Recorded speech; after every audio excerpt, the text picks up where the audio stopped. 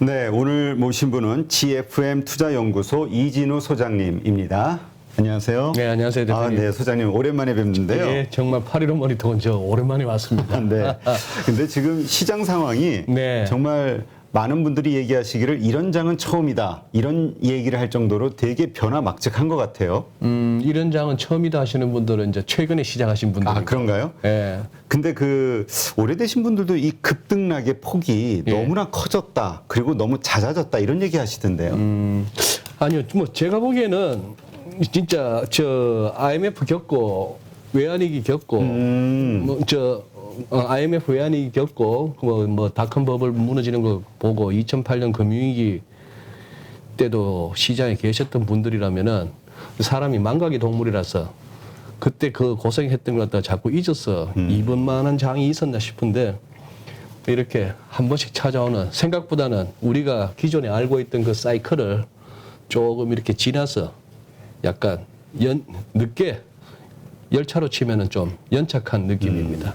아마 돈의 힘이겠죠. 그러니까 이거 그 뭐라 그래 이런 위기 상황, 네. 이런 큰 변동성은 위기 이후에 항상 있었다. 네, 이렇게 생각하시는 거군요. 예. 그런데 어쨌건 요즘 그러다 보니까 주식 시장에 예. 그 뭐라 그럴까요? 투자의 질이 좀 낮아졌다 이런 표현을 쓰시는 분들이 많아요. 왜냐하면 우량주 투자를 했는데 그거는 계속 하락하거나 아니면 뭐 아무 변동이 없는데 네. 소위 테마주 중심으로 막 많은 어떤 변동성들이 있잖아요. 그러니까 야 결국 돈을 벌려면 한국에서는 테마주 쫓아다녀야 되나 이런 얘기하시는 분도 있고요. 예, 그 부분은 좀 참 씁쓸한 현상입니다. 어쨌거나 장이 참 뭐 할 게 없다 싶을 때 결국 그리고 장에 그냥 뭐랄까요 건물에 가면은 늘 테마가 판을 쳤고 짧게 순환매가 있었고 뭐 과거에도 우리 겪어봤지만 뭐 우선주 뭐 우선주에 뭐가 있길래 그렇죠. 예, 그런 식으로 했고 요즘 테마도 보고 있으면 참 웃깁니다. 글쎄요, 이 8.15 머니터 이 애청자분들 가운데 테마주도 이렇게 손대시는 분들이 계실지 모르겠습니다만 제 짐작컨대 먹어도 행복하지 않고 이러면 더 행복하지 않을 겁니다. 먹고 나왔다 싶은데도 아닌 말로 점상 3번 만에 털고 나왔는데 한 이틀 더 가보십시오. 그거 그렇죠. 굉장히 불행해집니다. 급락.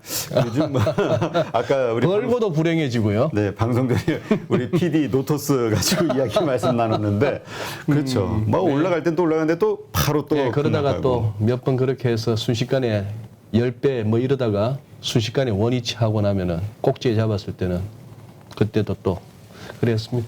아, 그건 뭐 장이 뭐 참 안 좋은 장이죠. 실적 좋은 주식이 못 간다, 우량주가 못 간다. 그런데 근거 없는 그니 세력들에 따라서 움직인다. 그래서 저는 가끔씩 뭐 그런 지인들하고 그런 얘기도 합니다.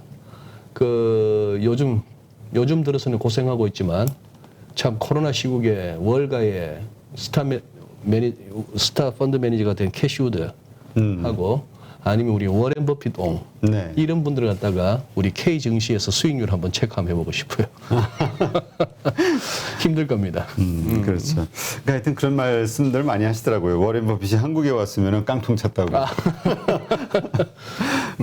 그만큼 이제 한국 시장이 아주 난이도가 상당히 큰 뭐 주식 시장이다 뭐 이런 표현하시는 분들도 있는데 근데 아까 우리 참 농담 삼아 얘기했지만 삼성전자 상갈 수 있게 하는 방법이 있다고.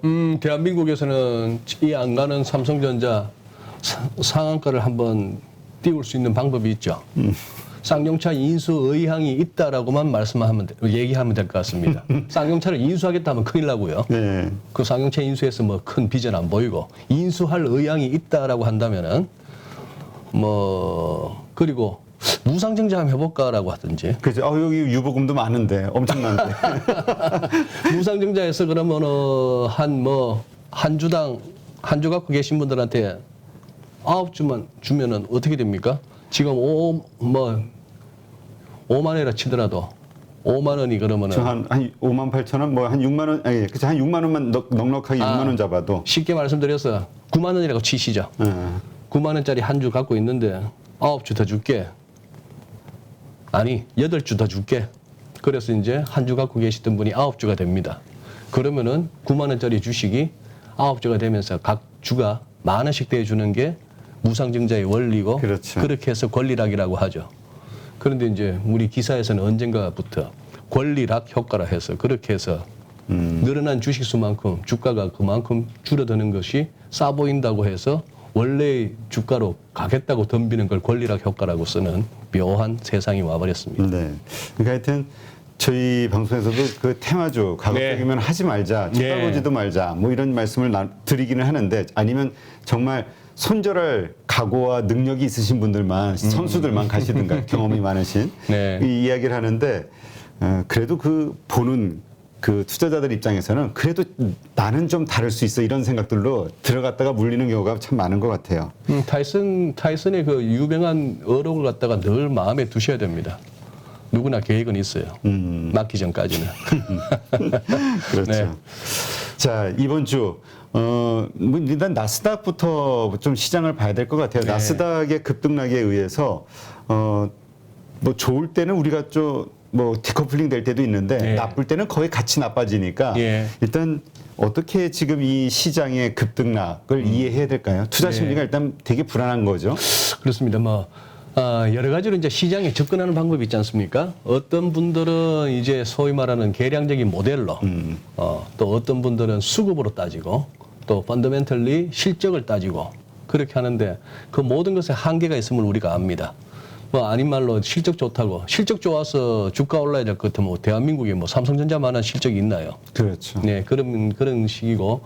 그래서 또 그 중에는 이제 기술적으로 또 심리적인 부분을 찾아보고 하는데 얼마나 우리 지금 애청자분들께서 공감하실지 모르겠습니다만 차트 한번 몇 개 보시죠. 제가 준비한 자료를 대표님 제가 한번 순차적으로 한번 제 의견을 말씀드리고 네. 예, 얘기를 이어가시죠. 네, 알겠습니다. 자, 이거는 조선일보 기사입니다. 금년 1월 25일자 기사네요. 방현철 기자의 월스트리트인데 그때 이미 미국 증시에서는 조정 마지막 단계에 도달했다는 주장이 나왔다. 이런 기사입니다. 자, 지금 주의하시다시피 지금 월가에 이 모건 형제들인데 이쪽은 JP 모건의 마르코 콜라노비치라고 해서 전략가입니다. 꽤나 월가의 인싸입니다. 그다음 여기는 모건 스탠리의 마이클 윌슨이라는 또 전략가인데 어차피 모건은 모건인데 여기는 완전 황소 진영의 선봉이고요. 여기는 또 곰 진영의 선봉입니다. 벌써 1월 달부터 이런 얘기가 나왔다고 생각하시면은 누가 지금 누구의 말이 맞는지는 아실 거고요. 그런 상황인데 여기서 제가 드리고 싶은 말씀 답 없습니다. JP 모간의 마르코 콜라노비치 같으면은 블룸버그 같은데 아주 실명까지 헤드라인 기사에 올라올 정도로 유명한 사람이에요. 그렇다고 이 사람의 전망이나 전략이 늘 맞는 것도 아닙니다. 예. 그리고 믿을 곳 없는 시장입니다. 믿을 다음에 놈이라고 할까 뭐라고 할까 했는데 곧입니다. 즉 연준이나 무슨 뭐 예를 들어 미국 정부나 재무부나 아니면 뭐 그 유명한 경제학자나 누구도 믿을 것은 없습니다. 조회수 많이 나오고 구독자 많은 채널이라고 해서 거기서 나오는 주장이 맞는 것도 아니고요. 그리고 이거 한번 보시죠. 모두가 지금 베어마켓 랠리를 입에 올리고 있습니다. 그렇죠. 맞죠? 지금은 그렇죠. 예. 너 바닥 봤다고 확신하니라고 하면 그런 것 같지는 않은데 그렇다고 바로 빠지겠어? 그렇죠. 좀 오르진 않을까? 뭐 대공황 때도 올랐는데. 그래서 보시면은 5월 31일자 로이터 같은 경우에 결국은 미국 증시에서 주가 반등은 just bear market rally로 일 것 같다 이런 얘기죠. 여기서 말하는 모건 스탠리 스트래티지스트가 앞서 말씀드린 마이클 윌슨입니다. 네. 자, 포춘지 같은 경우에 6월 달에 초에도 그러네요. 바보 되지 마라. 증시 오른다고 거기에 같이 따라 들어가서 바보 되지 말고 이거는 말이지 그냥 베어마켓 약세장 안에서의 일시적인 상승이다 이 말입니다. 주식뿐만이 아니고 코인 시장에서도 이런 얘기가 나오네요. 비트코인 미니 불 랠리 아주 짧은 그리고 미니 사이즈의 상승 랠리는 있는데 더 큰 베어마켓 다 이런 분위기예요. 이게 지금 월가의 분위기고 모두가 그런 건 아니죠. 아까 말씀드린 이 친구는 늘 간다는 친구고 그런데 대부분은 이쪽입니다. 네. 자, 그리고 이것도 한번 보시죠. 자, 이게 화요일까지 6월 28일까지 나스닥입니다. S&P 500입니다. 이때 연초에 1월 4일 날 고점 찍었습니다. 이게 사상 최고치이기도 하고요. 이렇게 되니 베어마켓입니다. 왜 베어마켓이냐? 우선 이동평균선 보시면은 이 제일 아래쪽에 5일선 그리고 여기 조금 굵게 표시했습니다만 21선, 61선 이렇게 해서 단기가 중기, 장기 다 아래쪽에 위치한 소위 말해서 역배열 상태는 이건 약세장이죠. 약세장인데 지금 이 무렵이 6월 17일 날 이때 3,638을 갔을 때가 이 고점 4,818 대비 24.5% 빠졌던 시점입니다. 네. 그리고 흔히 20% 이상 빠지면 이제 그것은 기술적 조정 차원을 넘어서 약세장 진입이라고 다들 얘기하죠. 네. 근데 이 와중에도 보세요. 요때 저점 대비 한 8.8% 올랐고요. 요때도 7.3% 올랐습니다. 요때가 뭡니까? 2월 24일 날 우크라이나 침공 당했을 때입니다. 그때 갭다운 출발했음에도 불구하고 이날 이렇게 짱대 양봉이 나오면서 끌어올렸습니다. 참 시장 어렵다는 게 전쟁 날 것 같지 않았다 싶은 분위기에서 러시아가 우크라이나를 침공했다는데 처음에 이렇게 급락 출발을 했고 더 빠지다가도 이걸 감아 올리는 거 보세요. 시장 참 묘하죠. 그 다음에 이때 또 3월 13, 14, 15 이 무렵부터 또 장이 말아 올라갑니다. 이거 저점 대비 11% 넘게. 네. 자, 이때는 또 그 얘기였던 것 같아요. 이때 마르코비치가 콜라노비치의 뷰가 맞나 했던 시점입니다. 이때 벌써 둘이가 붙었는데 이 무렵에 JP 모건하고 모건 스탠리가 붙었는데 마이클 윌슨 말이 맞네, 모건 스탠리 말이 맞네 했다가 콜라노비치 말이 맞네 했는데 이거는 결국 분기말 효과였던 것 같아요. 네. 분기말에 조금 이렇게 윈도우 드레싱 분위기. 자, 그러고 나서 이렇게 와서 또 뭐 베어마켓 랠리는 수시로 있었고 이번에 이것도 한 10% 가까운 반등이었습니다. 그러고 나서 여기 4,100 부근에서 계속해서 이 구간이 4,100 구간이 조금 눈에 들어오시죠. 여기서 한 2주 정도를 기다가 추가 상승을 위한 힘을 비축하고 있나 싶었는데 결국은 이게 번지 점프 대였습니다. 네. 이때 우리 시장에서도 신용 잔고 털려나가고 그렇죠. 큰 힘든 장이 왔죠. 그러고 나서 이번에는 또 6월 말을 앞두고 반기말, 분기말이자 반기말입니다. 그렇다면 또 리밸런싱, 무슨 기관들의 포트폴리오 가운데 주가 빠진 만큼 전체 포트폴리오에 꼭 채워야 되는 주식 비중이 줄었다? 그럼 더 채워 넣자? 아니면 또 윈도우 드레싱 차원에 그래도 반기말에 수익률 조금이라도 끌어올려 놓자? 이런 차원에서 이 무렵에 지난주 금요일만 하더라도 콜라노비치는 여기서 한 7% 더 오를 거다. 7% 더 가면 여기입니다. 그래봐야 4,100인데. 저항선을 뚫네. 예, 4,100 정도까지. 그러니 늘 콜을 외치는 콜라노비치. 그 친구 이름이 콜라노비치라서 콜인 것 같아요. 그래서 그 친구도 여기까지 정도밖에 못 내다보고 있는데 지금 이제 월화 이틀 동안 이 21선 아직까지 우하향하고 있는 주 추세선을 못 넘고 있습니다. 네. 그런 상황이라서 다시 약세장을 진입했는데요. 이것도 한번 보시죠. 이제 일목균형표로 살펴보면은 나스닥은 아직까지는 최근에 이 고점을 연결한 이 기술적 저항 구간을 당장 돌파하기가 버거운 겁니다. 그리고 이날 지난주 금요일 날 거래량 빨딱 선 거 보세요. 그렇죠. 이때 무슨 뭐 소비자 태도 지수 발표되고 무슨 뭐 기대 인플레이션이 확정치가 예비치보다 낮아져서 뭐 시장이 환호했다 이런 시황을 들으셨을 것 같은데 이날이 옵션 만기일입니다. 네. 한 달에 한 번씩 오는 이 뿔떡뿔떡 거래량 많은 날이 옵션 만기일이에요. 이날보다도 더 많은 폭발적인 거래가 이루어졌다. 그렇다면 여기서 이틀 만에 이틀에 불과해서 또 어떻게 변할지 모르겠으나 현재까지의 판단은 이날 누군가는 샀고 누군가는 팔았겠습니다만 보니까 판선수가 더 스마트했네요. 그런 상황이고 그러면 이 베어마켓 랠리는 더 올라가주면은 이 후행 스팬이 이제 이렇게 26일 뒤로 당겨 놓으면 후행 스팬이 더 올라간다면은 뚫으면서 가격대를 관통합니다. 그러면 기술적으로 좀 더 가도 된다. 구름대에 한 부딪혀보자. 네. 구름대 상단도 가보자. 이 장이 가능할지 결국 여기서 또 전저점 트라이로 갈지. 그래서 지금 어느 쪽으로 간다가 아니고요. 우리 같이 고민하자는 차원에서 이렇게 말씀을 드리는 겁니다. 네. 이 스타캐스틱 같은 거는 차티스트 사이에도 그렇습니다. 이게 추세가 나오면은 굉장히 이 무기력한 지표입니다. 기술적 보조 지표 가운데도 네. 추세장에서는 굉장히 무기력한데 의외로 또 최근같이 이렇게 이 과매도 국면 살만했고 이쯤 오니까 빠지고 이쯤 오니까 살만하고 이쯤 오니까 또 밀리고 뭐 이런 식의 흐름이 있습니다. 흐름이 있고 지금 보시면은 시가총액 1, 2, 3, 4위입니다. 여기 보세요. 애플 이렇게 이중바닥 비스무리한 걸 만들고 이걸 열라고 했는데 아직은 힘이 부족한 거예요.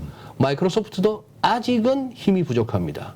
아마존은 한 2번 했다가 3번째 했는데 또 이런 상황이고 테슬라도 이런 상황이죠. 테슬라는 일론 머스크가 트위터를 인수하겠다 한 이후부터는 좌우지간 미운 틀이 박혔습니다. 미국의 주류 언론들이나 네. 진보 진영한테 이제 미운 틀이 박혀서 뭔 소리를 해도 그래서 저는 최근에 그 블룸버그 기사를 보고 블룸버그 같은 데서 저렇게 기사를 쓰나 너 테슬라 큰일 나서 현대차가 다 따라잡을 건데 그 기사 말씀드리는데 저렇게까지 자극적으로 일론 머스크를 욕보이려고 하느냐 한 그런 분위기도 느꼈고요. 네. 자, 요 조금만 더 오시죠. 지금이 다들 고민스러운 겁니다. 한번 보시면은 S&P 500 지수 월간 차트입니다. 월간 차트인데 이 코로나 랠리, 저는 코로나 버블이라고 말씀드리겠습니다. 코로나 버블이 이제 꺾였습니다. 네. 꺾이면은 일단 이런 식으로 접근하는 거는 상당히 유용합니다. 왜냐? 차트쟁이들만 이러는 게 아니고 전 세계 어지간한 펀드 매니저, 어지간한 퀀트, 무슨 뭐 알고리즘 설계하는 사람들, 애널리스트들, 전략가들 할 것 없이 다 똑같이 보고 있습니다.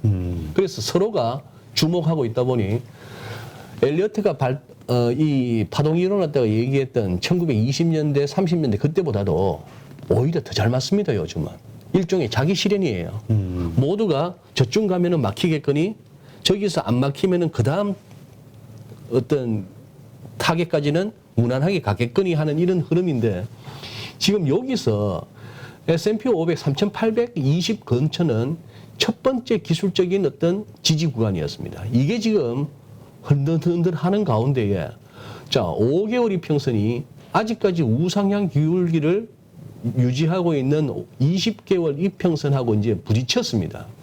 그러면 여러분들 이렇게 생각해 보시오. 여기서 쭉쭉쭉 바로 그냥 S&P 500 지수가 추락을 해서 그래서 결국 이동평균선이 이걸 확 뚫고 나오는 데드크로스가 나겠느냐? 아니면은 여기서 굉장히 반등도 나오고 또 밀리기도 하고 반등도 나오고 하다가 굉장히 여기서 이동평균선들이 혼전을 뱀들이 이렇게 막 꼬이듯이 말이죠. 그런 상황이 될 것인가. 아래쪽을 보면 어질어질한 겁니다. 여기서 바닥 봤다라고 감히 외칠 사람은 없는 거죠. 이 정도의 MACD나 이 정도의 RSI 같은 이런 정도의 과매수 국면에서 이 정도로 끝났으라고는 누구도 자신 있게 말 못하는 겁니다. 그런데 또 모두가 그렇다고 여기서 바로 빠져? 그건 좀 심하잖아 하는 생각이죠. 여기서 또 이제 인사이트를 한번 넓혀보겠습니다. 이때 2000년 닷컴 버블 무너질 때입니다. 네. 이 빨간색 선을 갖다가 조금 굵게 표시했는데요. 20MA, 즉 월간 차트니까 20개월 이평선입니다. 이게 이제 지지선 역할을 하고 깨집니다. 지지선 하다가 이쯤 오다가 깨지는데 이때는 또 금융위기 때예요. 네. 즉 5개월 이평선이 20개월 이평선에 데드 크로스가 나는 경우는 역사적으로 이 엄청난 두 번의 경우가 있었습니다. 지금 그 경우를 우리가 만든 거죠. 지금 이제 진짜 10몇 년 만에 나온 거네요. 심지어 코로나 때도 데드 크로스가 나나 싶었는데 중앙은행들은 통화정책 갖다가 완전 완화적으로 가고 양적 완화해서 뭐 다 사주고 각 정부는 또 이런저런 지원금이라고 막 가정마다 수표 꽂아주고 그렇게 하면서 뚫려 내려갈 틈도 없이 그냥 날아가 버렸습니다. 네. 세상은 전부 멈춰 섰었죠. 아무것도 할 게 없었습니다. 여행도 못 갑니다. 경마장도 못 갑니다. 당구장도 뭐 못 갑니다. 그렇죠. 술집도 맥주 한 잔도 못 합니다. 친구들하고 회식도 못 합니다. 다들 그래서 방에서 데스크탑도 필요 없고 노트북도 필요 없고 이거 하나면 됐습니다. 그렇죠. 수수료도 안 줘도 됩니다. 수수료도 안 받겠대요. 그냥 누르기만 하면 사졌습니다. 주식도 사니까 올라가고요. 코인도 사니까 올라갑니다. 코인에 무슨 가치가 있니? 그런 얘기 됐고요. 그런 얘기는 하지 마시고요. 아, 꼰대같이 왜 그러세요? 이러면서 그냥 사면은 올라갔습니다. 그 시절을 이제 보냈다가 그래서 내가 샀고 나보다 더 늦은 사람이 또 높게 사주고 이 게임을 하다가 나중에는 우리가 포모 얘기를 했죠. 나 혼자 바보 되나? 그렇죠. 나 혼자 적금 들고 있어서 누구는 벌써 코인으로 지금 벤츠 뽑았다는데 이 소리들이 회자되면서 내 평생 그냥 농사만 짓다가 이런저런 유튜브 보고 나도 읍내 나가서 은행에서 계좌 열고 주식 한번 시작했습니다. 이런 방법이 있었네요. 그저 1% 2% 주는 예금 적금만 드는 게 사는 방법인가 싶었는데 제가 산 주식이 한 달 만에 저 2천만 원 넣었는데 이게 2,500만이 되었어요. 이런 세상을 만났습니다. 소문이 납니다. 그렇죠. 그리고 그렇게 해서 다들 뛰어들었습니다. 모두가 나 주린이에요 라는 얘기를 갖다가 스스럼 없이 합니다. 그렇죠. 네. 그랬던 장이 이제 꺾이고 있는 거죠. 그러니 지금 다시 한번 그 차트를 보신다면은 이게 이때처럼 또 착한 연준이 엄마와 같은 연준이 또 애 다칠까봐 애 또 무릎 까질까봐 다시 아유 금리 안 올릴게 이제 다시 또 양적 완화라도 한번 해줄 수도 있어. 지금 이 가능성을 아직도 이 가능성을 갖다가 입에 올리는 사람들이 월가에 되어 있고 한국에도 있습니다. 그렇죠. 네, 그런 상황이라서 이 장을 어디까지 빠질지를 우리가 모르는 거예요. 여기서 당장 빠진다? 아니다? 이만큼 빠진 거에 대한 반등이 나올 수는 있으나 이게 바닥이 아닐 수가 있다. 그렇게 팽팽한 거죠. 만약에 이 정도 급의 버블 붕괴라면은 이것이 60MA, 60개월 이평선이나 120MA까지도 심지어 200MA까지도 물고 내려갔던 게 금융위기입니다. 그렇다면은 우리 앞에 무시무시한 장이 기다릴 수도 있는 거고 여기서 또 뭔가 달라질 수 있는 겁니다. 뭐 어떻게 하면 달라지는데? 우크라이나 전쟁 빨리 끝나고 유가도 잡히고 이런 시나리오죠. 네. 공급망 교란하던 거 뭐 다 풀리고 식량난 뭐 그런 거 없어지고 이제 그런 얘기입니다. 자, 그리고 이것도 한번 보시죠. 다양하게 한번 시도 한번 해봅니다. 똑같은 S&P 500 지수 아까 월간 차트인데요. 일목균형표를 살핍니다. 살폈더니 일단은 이 급락하면서 이 까만색의 기준선까지 왔습니다. 네.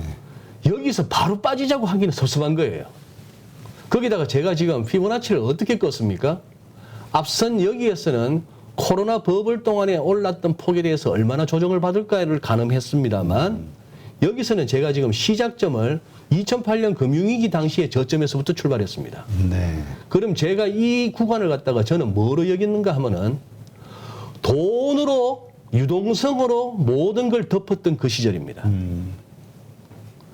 그 시절 동안에 이 랠리가 이제 40년에 걸친 폴 볼커 이래 40년에 걸친 저금리와 양적 완화와 마이너스 금리와 이것이 지금 이제 금리 인상으로 양적 긴축으로 돌고 있다는 것은 무슨 유람선에 보트가 도는 게 아니고 항공모함이 도는 거라고 저는 계속 비유합니다.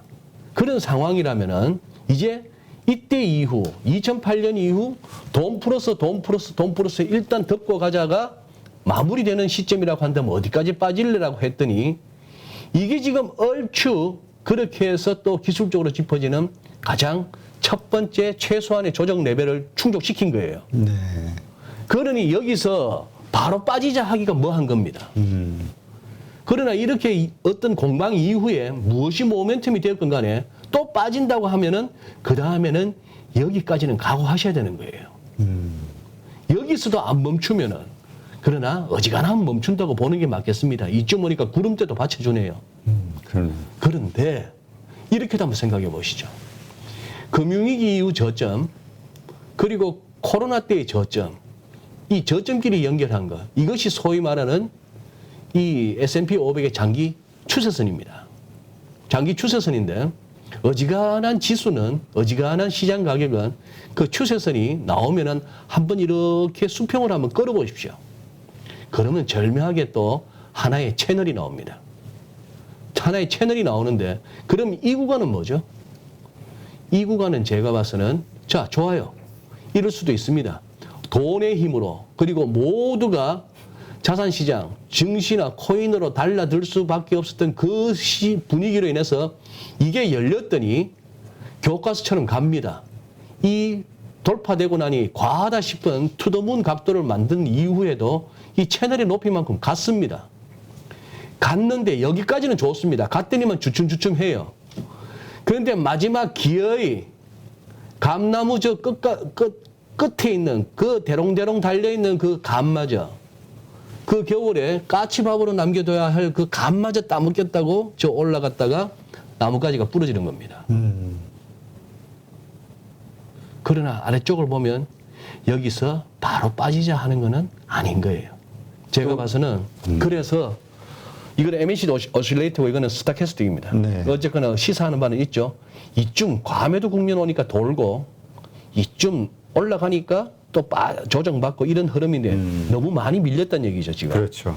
너무 많이 밀렸습니다만 제일 경계할 것은 여기서 혹시나 여기서 어떤 더 의미 있는 공방 없이 바로 추가 급락으로 가면 이 스타캐스틱 지표는 그냥 옆으로 길 수가 있습니다. 그런 상황이고 그래서 지금 나스닥도 딱 이거죠. 똑같이 한번 보시면 아까는 S&P 500이었고요. 나스닥도 금융위기 이후 저점. 그래서 돈으로 모든 걸 해결했던 이 시절에 대해서 되돌렸더니 뭔가 의미 있는 선에 온 겁니다. 1500 근처. 이쯤 왔으니까 다들 얘기가 많아지는 거죠. 네. 이런 식으로 해서 지금 베어마켓 랠리에 대해서 논란이 계속 이어지는 겁니다. 단기적으로 오케이. 우리가 확실하게 바닥을 봤다는 것은 나도 장담 못하겠다. 그러나 여기서 한번 반등은 나와줄 거야. 난 그걸 갖다가 트레이딩 관점에서 한번 누리겠어. 이걸 갖다가 기회로 삼겠어 하는 것이고 그런 분들이 어떤 분들인가 하면은 뭐 815 같은 걸 오래 보시면서 그거 하셨던 분이죠.